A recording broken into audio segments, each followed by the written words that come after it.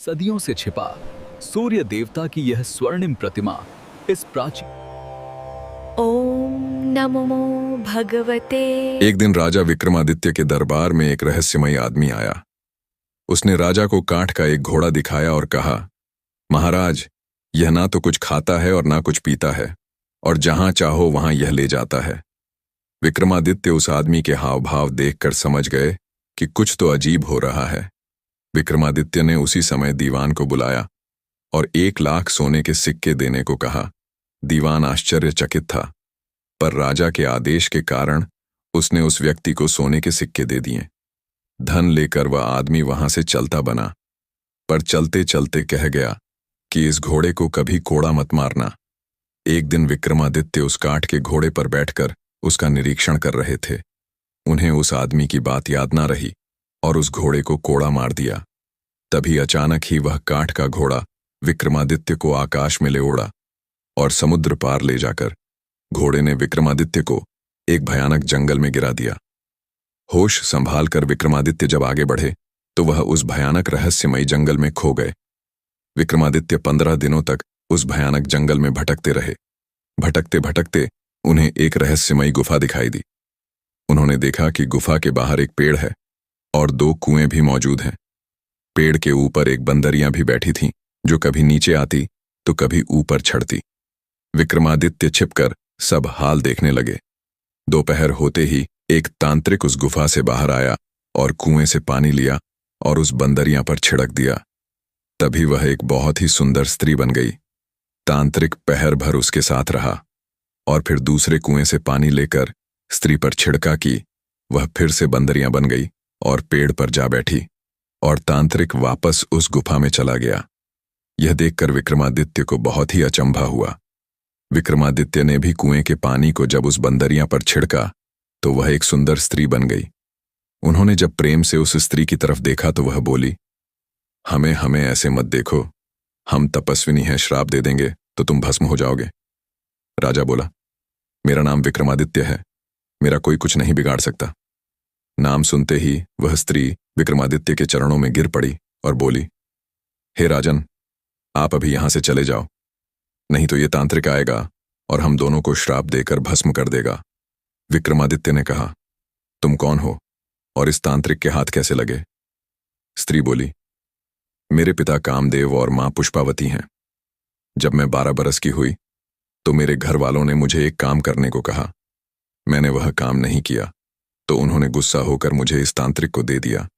वह मुझे यहां ले आया और बंदरियां बनाकर रखा है। सच है, भाग्य के लिखे को कोई नहीं मिटा सकता। विक्रमादित्य ने कहा, तुम निश्चिंत रहो, मैं तुम्हें अपने साथ ले चलूंगा। तभी वह तांत्रिक वहां आ पहुंचा और स्त्री को विक्रमादित्य के साथ देखकर उसके क्रोध की सीमा न रही। विक्रमादित्य के पराक्रम से अनजान तांत्रिक ने अपने काले जादू के प्रभाव से नरभक्ष की सेना बुला ली और उन्हें आदेश दिया कि इस व्यक्ति के टुकड़े टुकड़े कर इसे नोच खाओ। नरभक्षी जैसे ही विक्रमादित्य की तरफ बढ़े तो विक्रमादित्य के क्रोध की सीमा ना रही। वो अकेला योद्धा नरभक्षी की सेना पर टूट पड़ा और देखते ही देखते विक्रमादित्य ने उन सभी को मौत के घाट उतार दिया। एक अकेले योद्धा द्वारा इतनी खूंखार सेना का अंत होते देख तांत्रिक समझ गया कि यह कोई साधारण मानव नहीं है। विक्रमादित्य जैसे ही उस तांत्रिक की तरफ भागे तो वह अंतर्ध्यान हो गया और वापस प्रकट होकर हंसने लगा। विक्रमादित्य समझ गए कि यह तांत्रिक मायावी है, इसे इस तरह काबू करना संभव ना होगा। तभी विक्रमादित्य ने बेताल का आह्वान किया और बेताल प्रकट हो गया। पूरा घटनाक्रम जानकर बेताल ने कहा, हे राजन, आप निश्चिंत रहे, इस दुष्ट को तो मैं देखता हूं। बेताल की शक्तियों के आगे तांत्रिक की शक्तियां धरी की धरी रह गईं और वह विक्रमादित्य के पैरों में आ गिरा और माफी मांगने लगा। विक्रमादित्य ने तांत्रिक को पाताल लोक जाने का आदेश दिया और वह सकुशल उस स्त्री के साथ अपने राज्य लौट आए। रात के समय किले की छत पर विश्राम कर रहे राजा विक्रमादित्य को एक महिला की चीख सुनाई पड़ी। विक्रमादित्य तुरंत उठ खड़े हुए। महिला की पुकार सुनते ही विक्रमादित्य अपने घोड़े पर सवार होकर उसी दिशा में निकल पड़े। थोड़ी दूरी तय करने के पश्चात विक्रमादित्य ने देखा कि एक भयभीत महिला प्राण रक्षा हेतु चीखती चिल्लाती दौड़े जा रही है और उसके पीछे एक विशालकाय दैत्य पड़ा हुआ है। विक्रमादित्य को अपने समक्ष खड़ा देख महिला विक्रमादित्य के चरणों में गिर पड़ी और प्राण रक्षा हेतु गुहार लगाने लगी। विक्रमादित्य ने कहा, बहन, तुम राजा विक्रमादित्य की शरण में आई हो। मेरे रहते क्षति पहुंचाना तो दूर, तुम्हारा कोई बाल भी बांका नहीं कर सकता। तभी राक्षस जोर से हंस पड़ा और बोला, मूर्ख, तू बचाएगा इसे। अगर अपनी जान की सलामती चाहता है तो तुरंत यहां से चला जा। असहाय अबला नारी के बहते आंसुओं को देख विक्रमादित्य का खून खोल उठा, किंतु राक्षस अमर था। रक्तवर्णित आंखें लिए विक्रमादित्य उस विशाल काय दैत्य पर टूट पड़े। दोनों के बीच भीषण संग्राम हुआ। तभी विक्रमादित्य ने तलवार के एक ही बर से उस दानव का सर धड़ से अलग कर दिया, लेकिन उस मायावी राक्षस का सर वापस उस धड़ पर जा लगा। यह देख विक्रमादित्य विचलित न हुए और उन्होंने उस महादान का सर पकड़कर एक पहर तक जमीन पर घसीटा। तभी मौका देखकर राक्षस वहां से भाग खड़ा हुआ, पीठ दिखाकर भागते हुए, पर विक्रमादित्य ने वार नहीं किया और उसे जाने दिया। वह उस औरत के पास जाकर बोले, बहन, अब तुम सुरक्षित हो, वह दानव भाग चुका है, खतरा अभी टला नहीं है। राजन, वह राक्षस वापस आएगा और मुझे ढूंढकर वापस इसी स्थान पर ले आएगा। विक्रमादित्य ने कारण पूछा। महिला बोली, मैं सिंघल द्वीप के एक ब्राह्मण की पुत्री हूं। एक दिन मैं अपनी सहेलियों के साथ गांव के पास ही मौजूद तालाब में स्नान कर रही थी कि तभी इस राक्षस ने मुझे देख लिया और मुझ पर मोहित हो गया। वहीं से यह मुझे यहां उठा लाया और मुझे अपना पति मानने के लिए कहता है। विक्रमादित्य ने राक्षस के पुनः जीवित होने का राज पूछा। स्त्री बोली, इसके पेट में एक मोहिनी वास करती है, जो मरते ही इसके मुंह में अमृत डाल देती है, इसी कारण यह जीवित हो जाता है। विक्रमादित्य ने कहा, सग है मां, भवानी की इस दैत्य का वध किए बिना मैं अपने महल में प्रवेश नहीं करूंगा। इतना कहकर उन्होंने उस औरत को सैनिकों के साथ महल भिजवा दिया और खुद राक्षस की खोज में निकल गए। राक्षस झाड़ियों में ही छुपा था।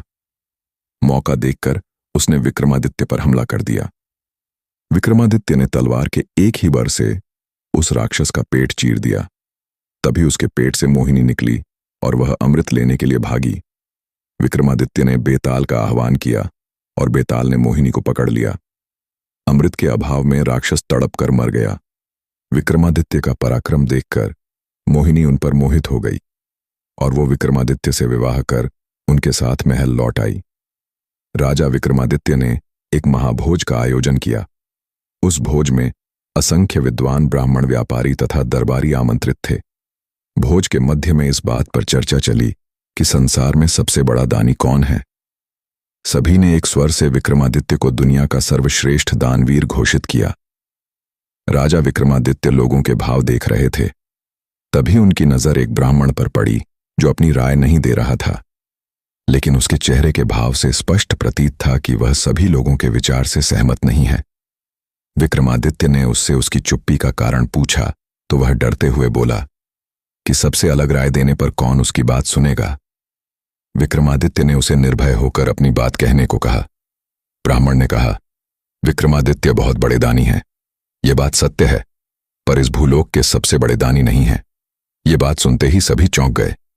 साधु ने कहा, समुद्र पार एक तक्षशिला नामक राज्य है, जहां का राजा अधिरथ जब तक 1,00,000 स्वर्ण मुद्राएं प्रतिदिन दान नहीं करता, तब तक वह अन्न जल ग्रहण नहीं करता है।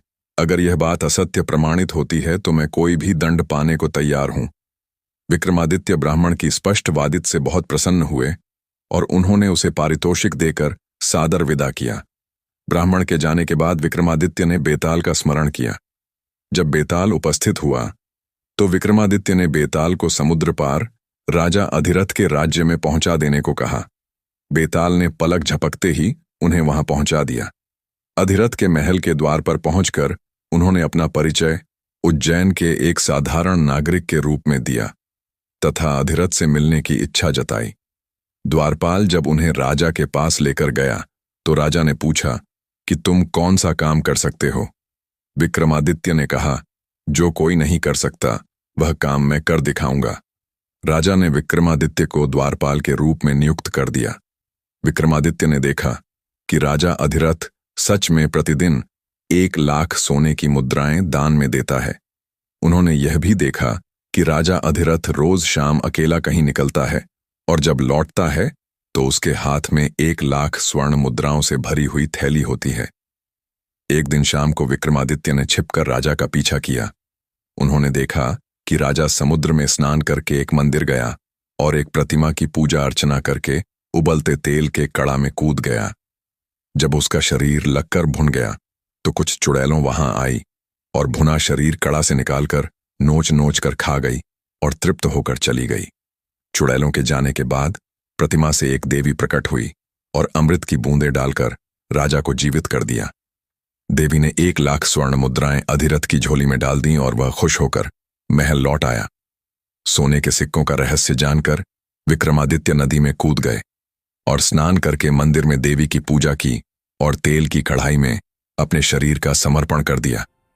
तभी चुड़ैल आई और विक्रमादित्य का जला भुना शरीर खाकर तृप्त होकर चली गई।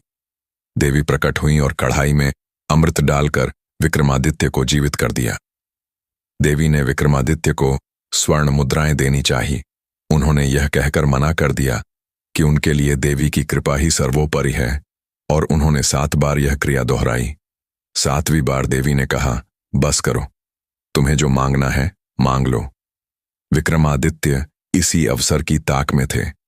उन्होंने देवी से वह थैली ही मांग ली जिससे स्वर्ण मुद्राएं निकलती थीं। ज्यों ही देवी ने वह थैली विक्रमादित्य को सौंपी तो मंदिर, प्रतिमा, सब कुछ गायब हो गया। अब दूर दूर तक केवल समुद्र तट दिख रहा था। विक्रमादित्य वह चमत्कारी थैली लेकर चले गए। अगले दिन जब राजा वहां आया तो वह बहुत दुखी हुआ। उसका वर्षों का 1,00,000 स्वर्ण मुद्राएं दान करने का नियम टूट गया। राजा ने अन्न जल त्याग दिया और अपने कक्ष में असहाय पड़ा रहता।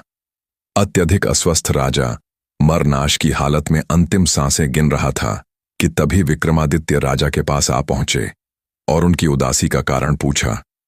राजा ने विक्रमादित्य को सारा हाल कह सुनाया। विक्रमादित्य ने वह चमत्कारी थैली राजा को देते हुए कहा कि रोज रोज कड़ा में कूदकर आपको प्राण गंवाते देख मेरा हृदय विचलित हो गया था, इसलिए मैंने देवी से वह चमत्कारी थैली ही सदा के लिए प्राप्त कर ली जिससे सोने के सिक्के निकलते थे।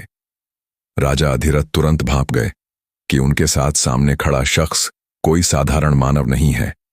उन्होंने विक्रमादित्य से उनका वास्तविक परिचय पूछा तो विक्रमादित्य ने कहा, मैं उज्जैन नगरी का राजा विक्रमादित्य हूं। इतना सुनते ही राजा अधिरथ ने विक्रमादित्य को अपने गले लगा लिया और कहा, हे राजन, इस धरती के सर्वश्रेष्ठ दानवीर आप ही हो। कुछ दिन तक शिलानगरी में व्यतीत करने के पश्चात विक्रमादित्य ने राजा अधिरथ से विदा ली और सकुशल उज्जैन लौट आए। एक बार विक्रमादित्य के राज्य में एक खूंखार शेर घुस आया। शेर के आतंक से पूरे उज्जैन में हाहाकार मच गया। जब इसकी खबर राजा विक्रमादित्य तक पहुंची तो वह उसी क्षण अपनी प्रजा की रक्षा हेतु उस विशाल काय सिंह के शिकार हेतु निकल पड़े। जंगल में प्रवेश करते ही राजा विक्रमादित्य की नजर उस नरभक्षी शेर पर पड़ी। उन्होंने शेर के पीछे अपना घोड़ा लगा दिया। थोड़ी दूर पीछा करने के उपरांत शेर घनी झाड़ियों में जा घुसा। विक्रमादित्य अपने घोड़े से उतरे और उस शेर की तलाश में निकल पड़े। तभी अचानक पीछे से आए शेर ने राजा के घोड़े पर हमला कर दिया। घायल घोड़ा दर्द से छींघाड़ नहीं लगा। विक्रमादित्य ने शेर की तरफ बढ़ते हुए तलवार के एक ही बर से उस विशालकाय शेर को धराशायी कर दिया। घायल शेर वहां से भाग खड़ा हुआ। घोड़े के घाव से बहता रक्त देख विक्रमादित्य उसे पास ही मौजूद एक नदी के तट पर ले आए, परंतु अत्यधिक रक्त बह जाने के कारण घोड़े ने दम